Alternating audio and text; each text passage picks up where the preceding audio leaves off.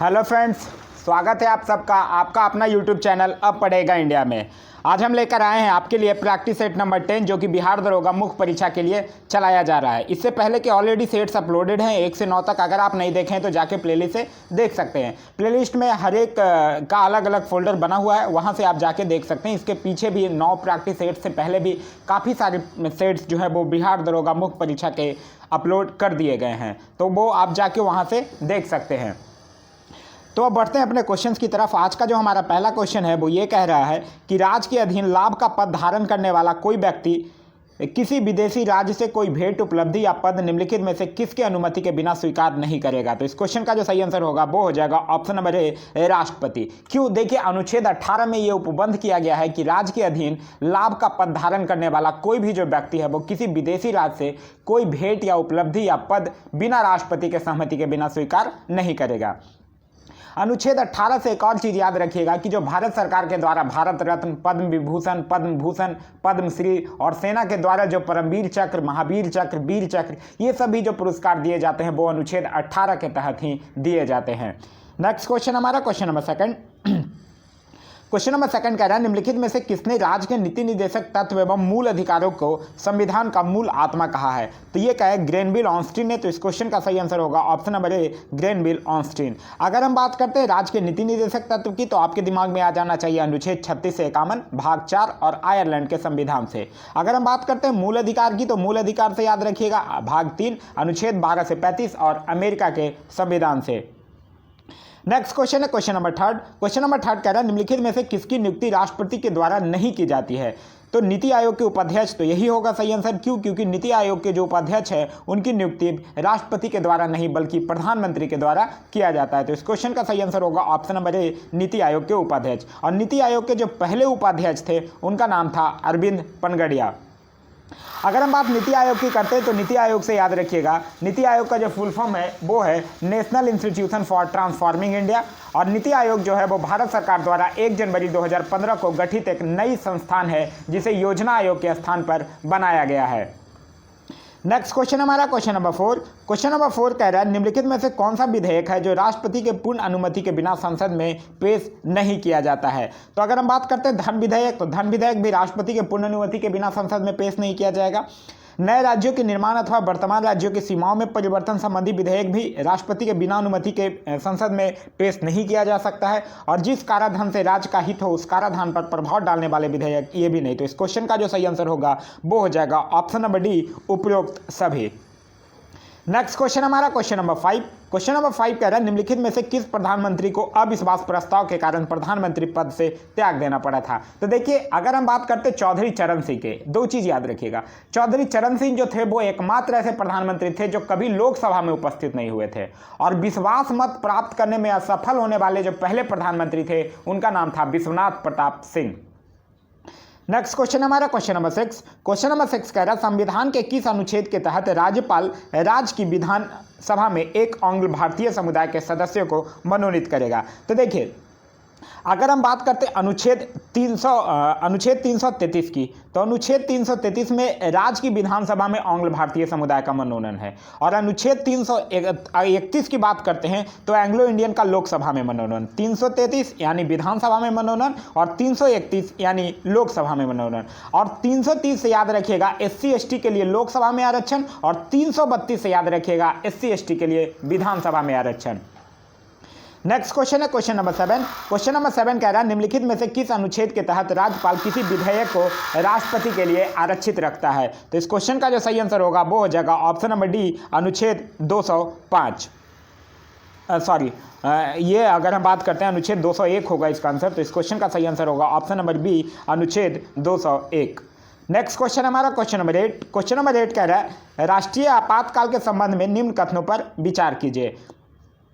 अगर हम बात करते हैं और फिर उसमें कह रहा है उपरोक्त में से कौन सा कथन सही है। तो पहले अगर कथन की बात करते हैं तो कह रहा है आपातकाल के दौरान नागरिक के सभी मौलिक अधिकार निलंबित हो जाते हैं। तो ये तो गलत है। क्यों? क्योंकि आपातकाल के दौरान अनुच्छेद 20 और 21 को जो है वो प्रभावी रहता है और इसके छोड़कर सारे मौलिक अधिकार जो है वो निलंबित हो जाते हैं। भारत में अभी तक 4 बार राष्ट्रीय आपात की घोषणा हो चुकी है। ये भी गलत है क्योंकि अभी तक 3 बार राष्ट्रीय आपात की घोषणा हुई है, 1962 में, 1971 और 1975 में। आपातकाल के समय राज्य सरकारें निलंबित कर दिए जाते हैं, ये भी गलत है, क्योंकि राज्य सरकारें को निलंबित नहीं किया जाता है, बल्कि जो राज्य सरकार है वो संघ के कार्यपालिका के पूर्ण नियंत्रण में आ जाते हैं।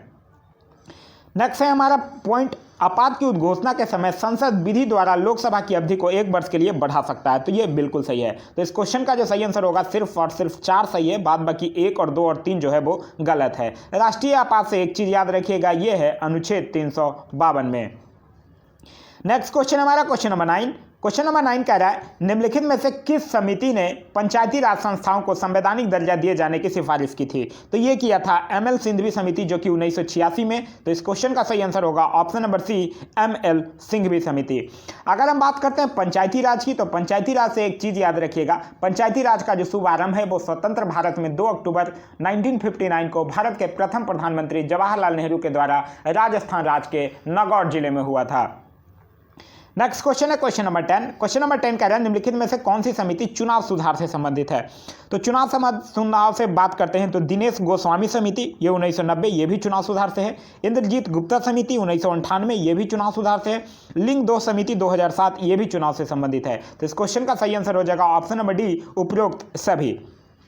अगर हम बात करते हैं चुनाव की, तो चुनाव निर्वाचन की, तो निर्वाचन से एक चीज याद रखिएगा, संविधान के भाग 15 के अनुच्छेद 324 से लेकर 329 में निर्वाचन से संबंधित उपबंध दिया गया है। नेक्स्ट क्वेश्चन है हमारा क्वेश्चन नंबर 11। क्वेश्चन नंबर 11 कह रहा है, निम्नलिखित में से कौन राज्य सूची का विषय है? अगर हम बात करते हैं राज्य सूची की, तो राज्य सूची में उन विषयों को शामिल किया गया है जो स्थानीय महत्व के हैं तथा जिन पर कानून बनाने का एकमात्र अधिकार राज्य विधानमंडल को है, लेकिन कुछ विशेष परिस्थितियों में संसद भी उस पर कानून बना सकती है। तो इस क्वेश्चन का सही आंसर होगा, जो राज्य सूची में विषय है वो है लोक व्यवस्था। तो इस क्वेश्चन का सही आंसर हो जाएगा ऑप्शन नंबर डी, लोक व्यवस्था। राज्य सूची से याद रखिएगा, अभी इसमें 61 विषय हैं, लेकिन मूलतः अगर बात करते हैं तो मूलतः इसमें 66 विषय था। नेक्स्ट क्वेश्चन हमारा क्वेश्चन नंबर 12। क्वेश्चन नंबर 12 कह रहा है, प्राणहिता किसकी सहायक नदी है? तो प्राणहिता की अगर बात करते हैं तो प्राणहिता जो है वो गोदावरी की सहायक नदी है। तो इस क्वेश्चन का सही आंसर होगा option number C, Godavari. Godavari से याद रखिएगा, ये नासिक के पश्चिमी घाट में त्रंबक पहाड़ियां से इसका उद्गम स्थान है, और इसकी कुछ अन्य सहायक नदियां हैं, जैसे पेनगंगा हो गया, बेनगंगा, पूर्णा, इंद्रावती, मानेर, सबरी, ये सब गोदावरी की सहायक नदियां हैं। अगर हम और ऑप्शंस की बात करते हैं तो कावेरी की सहायक नदियां याद रखिएगा, हेमवती, स्वर्णवती, भवानी, अमरावती, ये सब कावेरी की सहायक नदियां हैं। अगर हम बात कृष्णा की करते हैं तो कृष्णा से याद रखिएगा, तुंगभद्रा, घाटप्रभा, मालप्रभा, भीमा, मूसी, कोयना, ये सब कृष्णा की सहायक नदियां हैं। अगर हम बात करते हैं ब्रह्मपुत्र की, तो ब्रह्मपुत्र से याद रखिएगा मानस और तिस्ता, ये तो, और दिबांग, दिहांग, ये चारों ना जाने कितने बार एग्जाम में पूछा जा चुका है, तो इसे अच्छे से याद रखिएगा। दिबांग, मानस, तिस्ता, संकोश, दिहांग, ये सब ब्रह्मपुत्र की सहायक नदियां हैं। नेक्स्ट क्वेश्चन हमारा क्वेश्चन नंबर 13। क्वेश्चन नंबर 13 कह रहा है, इटली का राष्ट्रीय चिन्ह क्या है? तो इटली के अगर हम लोग राष्ट्रीय चिन्ह की बात करते हैं तो वो है व्हाइट लिली। तो इस क्वेश्चन का जो सही आंसर हो जाएगा वो हो जाएगा ऑप्शन नंबर डी, सफेद लिली। नेक्स्ट क्वेश्चन है हमारा क्वेश्चन नंबर 14। क्वेश्चन नंबर 14 कह रहा है, समान ऊंचाई वाले बिंदुओं को मिलाने वाली रेखाएं क्या कहलाती हैं? तो समान ऊंचाई के बिंदुओं को मिलाने वाली रेखा की अगर हम बात करते हैं तो आइसोहाइट्स कहते हैं। तो इस क्वेश्चन का सही आंसर हो जाएगा ऑप्शन नंबर सी। अगर हम बात आइसोबार की करते हैं तो समान दाब वाले को मिलाने वाली रेखाएं को कहते हैं, और समान वर्षा के रेखाएं को मिलाने वाले को आइसोहाइट्स कहा जाता है। नेक्स्ट क्वेश्चन हमारा क्वेश्चन नंबर 15। क्वेश्चन नंबर 15 कह रहा है, संयुक्त राष्ट्र शरणार्थी उच्च आयोग यानी UNHCR, जिसको हम लोग कहते हैं United nation high commissioner for refugee, का मुख्यालय कहाँ है? तो इसका मुख्यालय जिनेवा में है। तो इस क्वेश्चन का सही आंसर होगा ऑप्शन नंबर ए, जिनेवा, और इसकी स्थापना हुई थी 1950 में। नेक्स्ट क्वेश्चन है हमारा क्वेश्चन नंबर 16। क्वेश्चन नंबर 16 कह रहा है, किसे दक्षिण भारत का मैनचेस्टर कहा जाता है? तो दक्षिण भारत का मैनचेस्टर कहा जाता है कोयम्बटूर, जो कि तमिलनाडु में है। तो इस क्वेश्चन का सही आंसर होगा, कोयम्बटूर ऑप्शन में नहीं है, तो ऑप्शन नंबर डी, उपयुक्त में से कोई नहीं इसका सही आंसर होगा। नेक्स्ट क्वेश्चन है क्वेश्चन नंबर 17। क्वेश्चन नंबर 17 कह रहा है, निम्नलिखित में से सही सुमेलित है? अगर हम बात करते हैं सही सुमेलित के, तो नील द्वीप सुमेलित नहीं है, क्योंकि नील द्वीप शहीद द्वीप होगा। हैवलॉक द्वीप की बात करते हैं तो ये स्वराज द्वीप होगा। गोरखपुर हवाई अड्डे की अगर बात करते हैं तो इसका नया नाम रखा गया है महायोगी गोरखनाथ हवाई अड्डा, तो ये भी सही नहीं है। और अगर बात करते हैं व्हीलर द्वीप, तो अब्दुल कलाम द्वीप, ये सुमेलित है। तो इस क्वेश्चन का सही आंसर हो जाएगा ऑप्शन नंबर 4। क्वेश्चन नंबर 18 है, निम्नलिखित में से कौन सही सुमेलित है? अगर हम बात करते हैं एक साइड कुछ खिलाड़ियों के नाम दिए गए हैं, दूसरे साइड खिलाड़ियाँ दिए गए हैं। तो अगर हम बात करते हैं सीमा अंतिल की, तो सीमा अंतिल जो है वो मैच करेगा डिस्क थ्रोअर। मनु भाकर की अगर बात करते हैं तो निशानेबाज। संजीता चानू भारोत्तोलक और किदाम्बी श्रीनाथ बैडमिंटन। तो ये अगर हम बात करते हैं तो सभी विकल्प जो है वो सुमेलित है। नेक्स्ट क्वेश्चन हमारा क्वेश्चन नंबर 19। क्वेश्चन नंबर 19 कह रहा है भारत के पहले राष्ट्रीय युद्ध स्मारक का उद्घाटन कहाँ किया गया था। तो भारत के पहले राष्ट्रीय युद्ध स्मारक का जो उद्घाटन है वो नई दिल्ली में प्रधानमंत्री नरेंद्र मोदी के द्वारा किया गया था। तो इस क्वेश्चन का सही आंसर होगा ऑप्शन नंबर ए, नई दिल्ली। क्वेश्चन नंबर 28, निम्न में से कौन गलत सुमेलित है। तो अगर हम बात करते हैं स्वामीनाथन समिति जनसंख्या नीति, ये सही है। जानकी रमन समिति प्रतिभूति घोटाला सही है। चलाया समिति बैंकिंग सुधार नहीं है, क्योंकि चलाया समिति की अगर बात करते हैं तो ये कर सुधार से था। बैंकिंग सुधार से आप याद रखिएगा गोईपोरिया समिति। महान लोभी समिति राष्ट्रीय है, ये भी बिल्कुल सही है। तो इस क्वेश्चन का सही आंसर हो जाएगा option number C. Question number 21 कह रहा है भारत का पहला संचार उपग्रह कौन था जिसे भूस्थैतिक कक्षा में स्थापित किया गया था। तो ये एप्पल था। तो इस क्वेश्चन का सही आंसर हो जाएगा ऑप्शन नंबर बी, एप्पल। और इसे 1981 में फ्रेंच गुयाना से प्रक्षेपित किया गया था। नेक्स्ट क्वेश्चन है क्वेश्चन नंबर 22। क्वेश्चन नंबर 22 कह रहा है निम्न में से कौन सा कथन सही नहीं है। अगर हम बात करते हैं वास्तविक प्रतिबिंब वस्तु की अपेक्षा हमेशा उल्टा बनता है, ये बिल्कुल सही है। आभासी प्रतिबिंब को पर्दे पर प्राप्त किया जा सकता है, ये गलत है, क्योंकि आभासी प्रतिबिंब की अगर बात करते हैं तो वास्तविक प्रतिबिंब को तो पर्दे पर उतारा जा सकता है, लेकिन आभासी प्रतिबिंब को पर्दे पर नहीं उतारा जा सकता है। तो ये गलत है। तो इस क्वेश्चन का सही आंसर हो जाएगा option number B. Next question है क्वेश्चन नंबर 23। क्वेश्चन नंबर 23 कह रहा है कि एक स्वस्थ मानव नेत्र के लिए निकट तथा दूर बिंदु क्रमशः होते हैं। तो देखिए निकट दृष्टि की जो हम लोग स्पष्ट दृष्टि की जो न्यूनतम दूरी की बात करते हैं तो न्यूनतम तो 25 सेंटीमीटर होता है और अधिकतम दूरी अनंत होता है। तो इस क्वेश्चन का जो सही आंसर होगा वो हो जाएगा ऑप्शन नंबर डी, 25 सेंटीमीटर एवं अनंत। अगर हम बात देखिए मानव नेत्र की करते हैं तो एक चीज यहां से याद रखिएगा, जो रेटिना की शंकु कोशिका होती है, ठीक है, उससे रंग, और जो क्षण कोशिका होती है उससे प्रकाश की तीव्रता का आभास होता है। नेक्स्ट क्वेश्चन है हमारा क्वेश्चन नंबर 24। क्वेश्चन नंबर 24 कह रहा है कोशिका में उपस्थित प्लाज्मा झिल्ली निम्न में से किसकी बनी हुई होती है। तो प्लाज्मा जो झिल्ली होती है वो लिपिड और प्रोटीन की बनी होती है। तो इस क्वेश्चन का सही आंसर हो जाएगा ऑप्शन नंबर डी, ए और सी दोनों। अगर हम बात करते हैं प्लाज्मा की, तो प्लाज्मा जो है वो रक्त का अजीवित तरल भाग होता है और पचे हुए भोजन और हार्मोन का शरीर में संवहन जो है वो प्लाज्मा के द्वारा ही होता है। नेक्स्ट क्वेश्चन हमारा क्वेश्चन नंबर 25।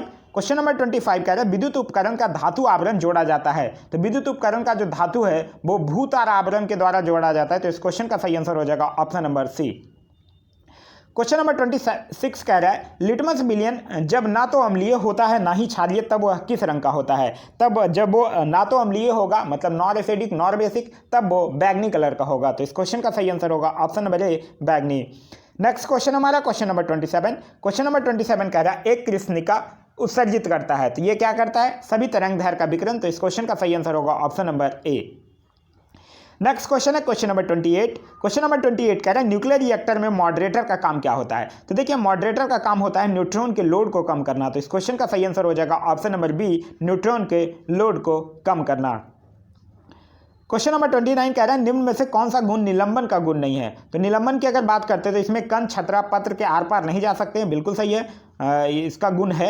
और प्रक्षेपित कणों में को हम अपनी आंखों से देख सकते हैं, ये भी इसका गुण है। यह समांग मिश्रण है, ये गलत है, क्योंकि अगर हम लोग निलंबन की बात करते हैं तो यह एक बी समांग मिश्रण है। नेक्स्ट क्वेश्चन है क्वेश्चन नंबर 30। क्वेश्चन नंबर 30 कह रहा है C6H12O6 में C की ऑक्सीकरण संख्या क्या है। तो देखिए अगर हम लोग ऑक्सीकरण संख्या की बात करते हैं तो हाइड्रोजन का ऑक्सीकरण संख्या 1 होगा और ऑक्सीजन की ऑक्सीकरण संख्या होती है -2। तो यहाँ से अगर आप लोग मल्टीप्लाइड कीजिएगा तो 1 × 12 हो जाएगा और प्लस में 6 × में -2 होगा। तो इधर भी 12 आ जाएगा और इधर -12 हो जाएगा, तो 0 होगा हमारा आंसर। तो इस क्वेश्चन का सही आंसर होगा option number D, 0। Next question हमारा क्वेश्चन नंबर 31।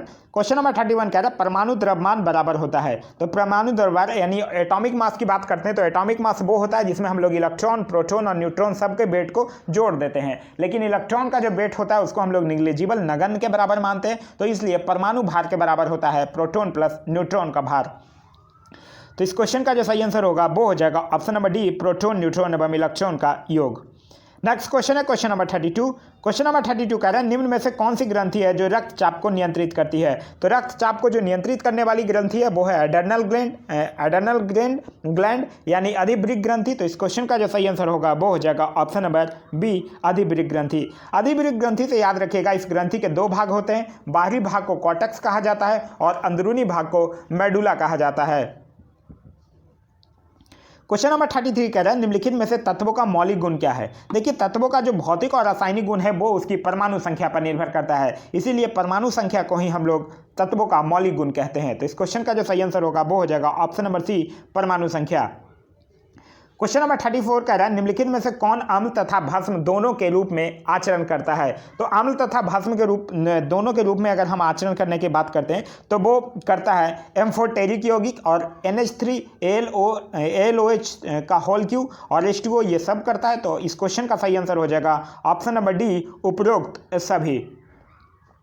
नेक्स्ट क्वेश्चन है क्वेश्चन नंबर 35। क्वेश्चन नंबर 35 कह रहा है वैद्युत संयोजक, सहसंयोजक और उप संयोजक तीनों बंधन उपस्थित होते हैं। तो ये तीनों बंधन उपस्थित होगा NH4Cl यानी अमोनियम क्लोराइड में। तो इस क्वेश्चन का सही आंसर है option number C, NH4Cl।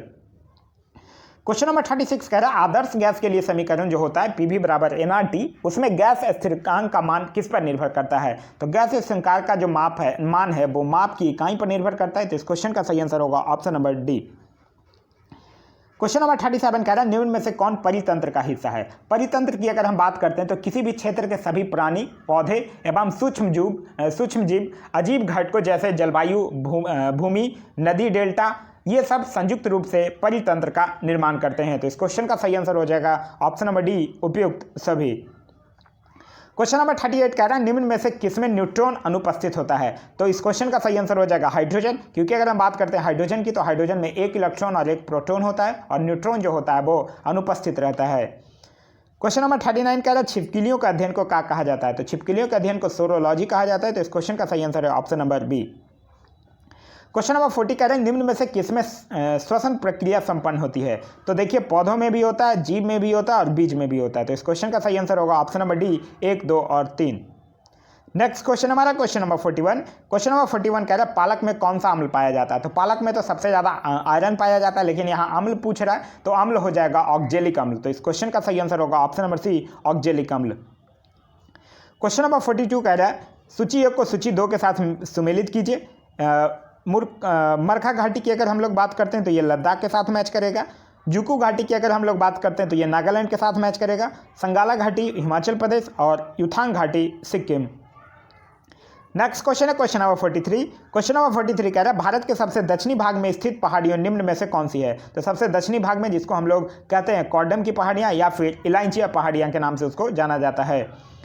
Next question है क्वेश्चन नंबर 44। भारत के जनांकीकी इतिहास में किस वर्ष को महान विभंजक संज्ञा दी गई है। तो देखिए अगर हम लोग बात करते हैं महान विभंजक की तो महान विभंजक हुआ क्या था कि 1911 से 1921 के दौरान भारत की जनसंख्या के दशकीय वृद्धि जो थी वो निगेटिव चली गई थी, ऋणात्मक हो गया था। तो इसी के कारण क्या था कि 1921 ईस्वी को महान विभाजक वर्ष की संज्ञा दी गई है। तो इस क्वेश्चन का सही आंसर हो जाएगा ऑप्शन नंबर सी, 1921। और अगर लघु विभाजक वर्ष पूछे तो लघु विभाजक वर्ष जो था वो था 1951। जनगणना से कुछ और इंपॉर्टेंट चीज़ याद रखिएगा, जैसे पहली बार विधिवत जनगणना प्रारंभ जो हुआ था वो 1872 में लॉर्ड मेयो के कार्यकाल में। नियमित जनगणना की शुरुआत हुई थी 1881 में लॉर्ड रिपन के समय और विश्व जनसंख्या दिवस मनाया जाता है 11 जुलाई को। नेक्स्ट क्वेश्चन है क्वेश्चन नंबर 45। क्वेश्चन नंबर 45 कह रहा है हीराकुंड बांध परियोजना निम्न में से किस राज्य पर स्थित है।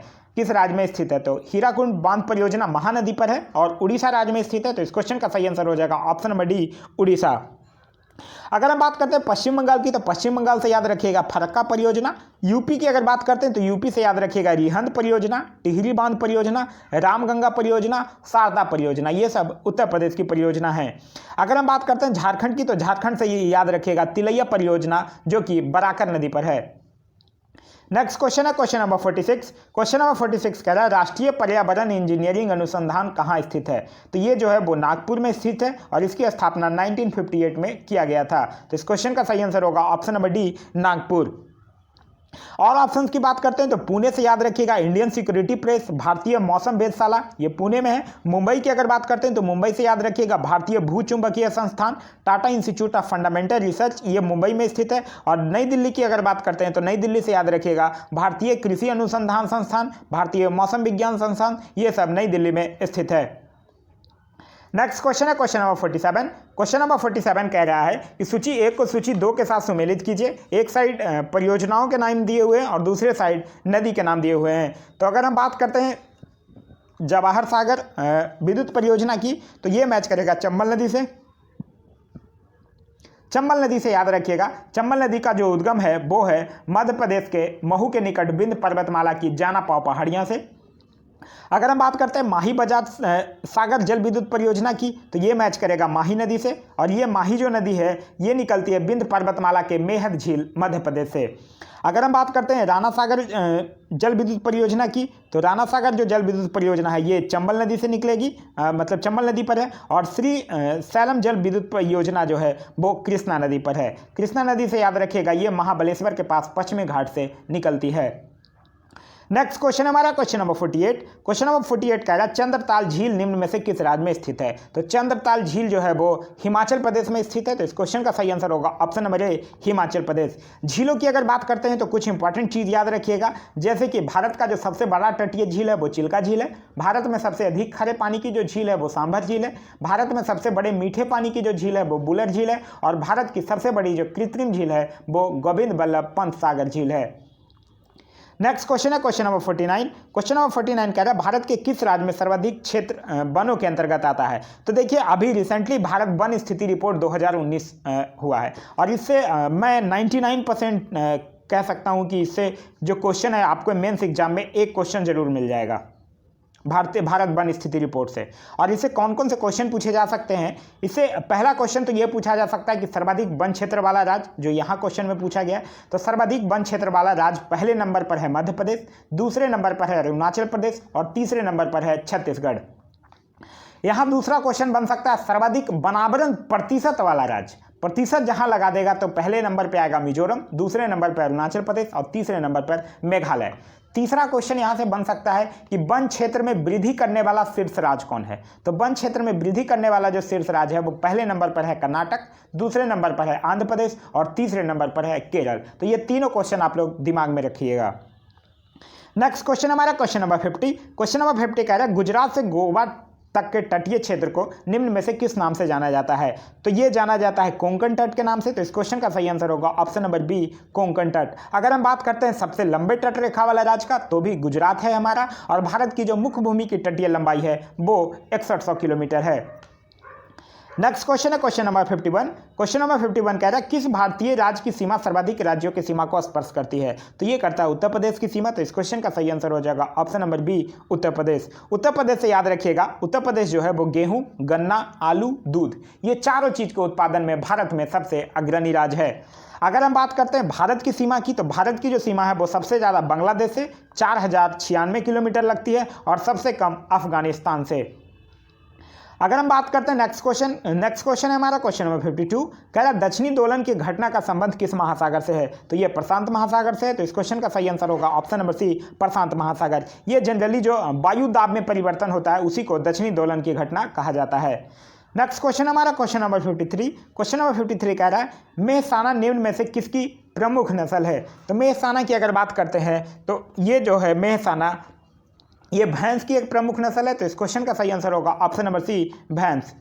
नेक्स्ट क्वेश्चन है क्वेश्चन नंबर 54। क्वेश्चन नंबर 54 कह रहा है सूची 1 को सूची 2 के साथ सुमेलित कीजिए। एक साइड राष्ट्रीय उद्यान दिए हुए हैं और दूसरे साइड राज्य दिया हुआ है। अगर हम बात करते हैं बुक्सा की, तो बुक्सा राष्ट्रीय अभयारण्य जो है वो मैच करेगा पश्चिम बंगाल से। सिमलीपाल की बात करते हैं तो ये उड़ीसा से मैच करेगा। नागरहोल की अगर बात करते हैं तो ये कर्नाटक से मैच करेगा। और नौकरेक की बात करते हैं तो ये मेघालय से मैच करेगा। मेघालय से और एक और नाम याद रखिएगा बालपक्रम। बालपक्रम भी बहुत बार एग्जाम में पूछा जा चुका है। कर्नाटक की बात करते हैं तो कर्नाटक से याद रखिएगा और बांदीपुर हो गया, बनरघट्टा हो गया, कुंदेरमुख हो गया, अंसी हो गया। पश्चिम बंगाल से याद रखिएगा सुंदरबन हो गया, गौरुमारा हो गया, जल्दापारा हो गया, सिंगालीला हो गया। उड़ीसा से याद रखिएगा सिमलीपाल तो है ही और एक और याद रखिएगा भीतरकनिका। नेक्स्ट क्वेश्चन है क्वेश्चन नंबर 55। क्वेश्चन नंबर 55 कह रहा है विश्व जनसंख्या दिवस किस तिथि को मनाया जाता है। अभी हम लोगों ने देखा है कि विश्व जनसंख्या दिवस जो है वो 11 जुलाई को मनाया जाता है। अगर हम बात 14 दिसंबर की करते हैं तो 14 दिसंबर से याद रखिएगा राष्ट्रीय ऊर्जा संरक्षण दिवस मनाया जाता है और 4 दिसंबर को रासायनिक दुर्घटना निवारण दिवस मनाया जाता है। नेक्स्ट क्वेश्चन है क्वेश्चन नंबर 56। क्वेश्चन नंबर 56 कह रहा है सूची 1 को सूची 2 के साथ सम्मिलित कीजिए। एक साइड देश दिए हुए हैं और दूसरे साइड राजधानियाँ दिए हुआ है। तो लेबनान की अगर बात करते हैं तो ये मैच करेगा बेरूत के साथ। टोगो की अगर बात करते हैं तो लोमो के साथ। बेनिन की अगर बात करते हैं तो पोर्टो नॉर्वे के साथ और नॉर्वे की बात करते हैं तो यारेन के साथ। नेक्स्ट क्वेश्चन है क्वेश्चन नंबर 57। क्वेश्चन नंबर 57 कह रहा है कैंटरबरी घास का मैदान निम्न में से किस देश में पाया जाता है। तो ये न्यूजीलैंड में पाया जाता है। तो इस क्वेश्चन के साथ में न्यूजीलैंड का जो शीतोष्ण कटिबंधीय घास का मैदान है उसी को कैंटरबरी कहा जाता है। अगर हम बात करते हैं ऑस्ट्रेलिया की तो ऑस्ट्रेलिया से याद रखिएगा डाउन्स घास का मैदान, ब्राज़ील से याद रखिएगा कंपोज और हंगरी से याद रखिएगा पुस्ताज। क्वेश्चन नंबर 58 कह रहा है निम्न में से कौन सा देश बिम्स्टेक की अगर बात करते हैं तो बिम्स्टेक है bay of Bengal initiative for multi sectoral technical and economic corporation का सदस्य देश कौन नहीं है। तो बिम्स्टेक के कुल 7 सदस्य देश हैं जिसकी स्थापना 1997 में की गई थी और इसके जो 7 सदस्य हैं वो है भारत, बांग्लादेश, भूटान, श्रीलंका, नेपाल, म्यांमार और थाईलैंड। तो यहाँ ऑप्शन में जो दिया हुआ है अफगानिस्तान नहीं है। तो इस क्वेश्चन का सही आंसर हो जाएगा option number B Afghanistan. Question number 59 कह रहा है निम्न में से कौन कृत्रिम परितंत्र का उदाहरण है। तो कृत्रिम परितंत्र है एक्वेरियम। तो इस क्वेश्चन का सही आंसर होगा option number D. Question number 60 कह रहा है हड़प्पा कालीन स्थलावेशों में से किस एक स्थल में समुचित एवं व्यवस्थित जल निकासी प्रणाली के साक्ष्य मिले हैं। तो जल निकासी प्रणाली का मिला है धौलावीरा गुजरात से। तो इस क्वेश्चन का सही आंसर होगा option number D Dholavira Gujarat. Dholavira से याद रखिएगा इसके उत्खननकर्ता का नाम था रविंद्र सिंह बिष्ट और इसका उत्खनन हुआ है 1990-91 में। अगर हम बात करते हैं लोथल की तो लोथल से याद रखिएगा ये भोगवा नदी के किनारे है। इसके उत्खननकर्ता का नाम है रंगनाथ राव और इसका उत्खनन हुआ है 1955 में। अगर हम कालीबंगन की बात करते हैं कालीबंगा की तो ये घग्घर नदी के किनारे इसके उत्खनन करता है बीबी लाल और बी के थापर और इसका उत्खनन हुआ है 1953 में। अगर हम बात करते हैं मोहनजोदाड़ो की तो ये सिंधु नदी के किनारे राखलदास बनर्जी इसको उत्खनन करता और इसका उत्खनन 1922 में। नेक्स्ट क्वेश्चन है क्वेश्चन नंबर 61। क्वेश्चन नंबर 61 कह रहा है निम्नलिखित युग्मों में सुमेलित युग्म कौन है। अगर हम बात करते हैं न्याय दर्शन की तो ये गौतम होगा, ये कनाद नहीं है, न्याय दर्शन गौतम। अगर हम बात करते हैं सांख्य दर्शन तो सांख्य दर्शन है कपिल और अगर हम बात करते हैं वैशानिक दर्शन तो वैशानिक दर्शन हो जाएगा कनाद और पूर्व मीमांसा जैमिनी ये सम्मिलित है। तो इस क्वेश्चन का सही आंसर होगा ऑप्शन नंबर डी।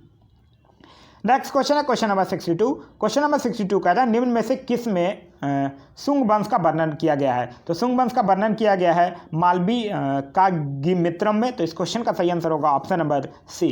सुंग वंश से जो याद रखने वाली बातें हैं सुंग वंश से याद रखिएगा पुष्यमित्र सुंग ने जो था वो मगध पर सुंग वंश की नींव डाली थी और इसकी राजधानी विदिशा थी। नेक्स्ट क्वेश्चन है क्वेश्चन नंबर 63 कह रहा अरबी यात्री सुलेमान ने किस राजवंश के बारे में लिखा था। तो अरबी यात्री जो सुलेमान था वो लिखा था 2 वंशों के बारे में। एक वंश जो था वो है पल्लव मतलब पाल वंश और एक दूसरा है प्रतिहार वंश। तो पाल यहाँ ऑप्शन में नहीं है। तो इस क्वेश्चन का सही आंसर होगा ऑप्शन नंबर सी प्रतिहार वंश। अगर हम बात राष्ट्रकूट वंश की करते हैं तो राष्ट्रकूट वंश से याद रखिएगा इसके संस्थापक का नाम था दंती दुर्ग और इसकी राजधानी थी मान्यखेत। अगर हम बात करते हैं प्रतिहार वंश के तो इसके संस्थापक थे नागभट्ट प्रथम। पल्लव वंश की बात करते हैं तो इसके संस्थापक थे सी विष्णु और इसकी राजधानी थी कांची तमिलनाडु में। अगर हम बात होयसोल वंश की करते हैं तो इसकी संस्थापक का नाम था विष्णुवर्धन और इसकी राजधानी थी द्वार समुद्र। नेक्स्ट क्वेश्चन है क्वेश्चन नंबर 64। क्वेश्चन नंबर 64 कह रहा है बगदाद के खलीफा से मानता लेकर शासन करने वाला शासक कौन था। तो देखिए इल्तुतमिश जो था वो पहला शासक था जिसने 1229 में बगदाद के खलीफा से सुल्तान पद की वैधानिक स्वीकृति प्रदान की थी। तो इस क्वेश्चन का सही आंसर हो जाएगा option number C Iltutmish. Iltutmish से जो कुछ और चीज़ें हैं याद रखने वाली बातें हैं वो है इल्तुतमिश जो था वो 40 गुलाम सरदारों का एक संगठन बनाया था जो कि तुर्कान चिहलगानी के नाम से जाना गया। सबसे पहले इसने शुद्ध अरबी सिक्के जारी किए थे। इक्ता प्रणाली भी इसके द्वारा चलाया गया था। नेक्स्ट क्वेश्चन हमारा क्वेश्चन नंबर 65। क्वेश्चन नंबर 65 कह रहा है सिकंदर एहसानी कहाँ गया है, किसको कहा गया है। तो सिकंदर एहसानी जो है वो अलाउद्दीन खिलजी को कहा गया है। तो इस क्वेश्चन का जो सही आंसर होगा वो हो जाएगा option number B Alauddin Khilji. Sikandar एहसानी का मतलब होता है दूसरा सिकंदर और ये अलाउद्दीन खिलजी को इसलिए कहा गया था कि अलाउद्दीन खिलजी ने उत्तरी पश्चिमी सीमा को मजबूत कर लिया था।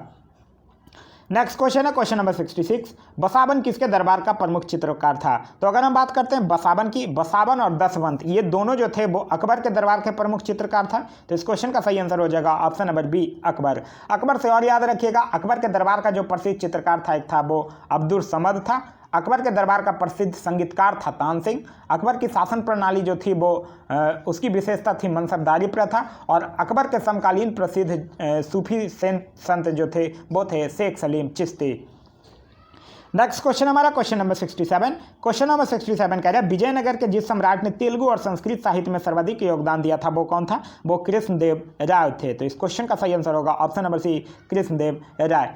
कृष्णदेव राय से एक चीज़ याद रखिएगा, इसने जो था तेलुगु भाषा में मुक्तमाल्यद और संस्कृत में जाम्बती कल्याणम नामक महान ग्रंथों की भी रचना किया था। कृष्णदेव राय के दरबार को मतलब उसके दरबार में तेलुगु साहित्य के 8 सर्वश्रेष्ठ कवि रहते थे जिन्हें अष्टदिग्गज भी कहा जाता था। इसके शासनकाल को तेलुगु साहित्य का क्लासिक युग भी कहा जाता है। एक चीज़ और याद रखिएगा कृष्णदेव राय से कि इसने आंध्र भोज, अभिनय भोज और आंध्र पितामह की भी उपाधि धारण की थी। नेक्स्ट क्वेश्चन हमारा क्वेश्चन नंबर 68। क्वेश्चन नंबर 68 कह रहा है बिहार में किसान सभा के संस्थापक थे। तो बिहार में किसान सभा के संस्थापक जो थे वो स्वामी सहजानंद सरस्वती। तो इस क्वेश्चन का सही आंसर होगा option number D, Swami Sahajanand Saraswati. Next question हमारा क्वेश्चन नंबर 69। क्वेश्चन नंबर 69 कह रहा है मित्र मेला की स्थापना किसके द्वारा की गई थी? तो मित्र मेला की स्थापना 1899 में बी डी सावरकर के द्वारा किया गया था। तो इस क्वेश्चन का सही आंसर होगा option number C, B D Savarkar. B D Savarkar से एक और चीज़ याद रखिएगा, 1904 में अभिनव भारत संस्था।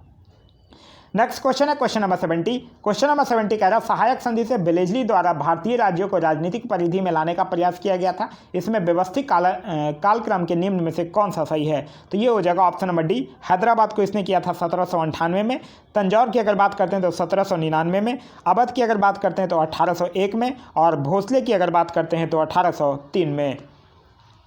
नेक्स्ट क्वेश्चन है क्वेश्चन नंबर 71। क्वेश्चन नंबर 71 कह रहा है बंगाल विभाजन के उपरांत स्वदेशी आंदोलन की शुरुआत कब की गई? तो देखिए बंगाल विभाजन के विरोध में 7 अगस्त 1905 को कलकत्ता के टाउन हॉल में स्वदेशी आंदोलन की घोषणा की गई थी। तो इस क्वेश्चन का सही आंसर होगा ऑप्शन नंबर बी, 7 अगस्त 1905 को। और बंगाल विभाजन जो था वो 16 अक्टूबर 1905 से प्रभावी हुआ था और इसकी घोषणा 20 जुलाई 1905 को लॉर्ड कर्जन ने किया था। नेक्स्ट क्वेश्चन हमारा क्वेश्चन नंबर 72। क्वेश्चन नंबर 72 कह रहा है निम्नलिखित युग्मों में से कौन सही सुमेलित नहीं है? अगर हम बात करते हैं सुगौली की संधि 1816 सुमेलित है। अवध का विलय 1856 सुमेलित है। सिंध का विलय 1848 सुमेलित नहीं है क्योंकि सिंध का जो विलय हुआ था वो अगस्त 1843 में हुआ था। और सिंध विजय से एक और चीज़ याद रखिएगा, सिंध विजय के विषय में जो नेपियर था उसका एक कथन था कि वह अफगानी तूफान की पूछ थी। झलकी की संधि 1752 ये भी सही है। तो इस क्वेश्चन का जो सही आंसर होगा वो हो जाएगा ऑप्शन नंबर सी। तो ये था हमारा आज का वीडियो। आज का वीडियो आप लोगों को कैसा लगा ये कमेंट करके जरूर बताइएगा। इसके आगे 72 के आगे मैथ्स और रीजनिंग का क्वेश्चन है जिसका सॉल्यूशन मैं PDF में दे दिया हूँ, आप लोग ग्रुप से जाके उसे डाउनलोड कर सकते हैं। Thanks for watching.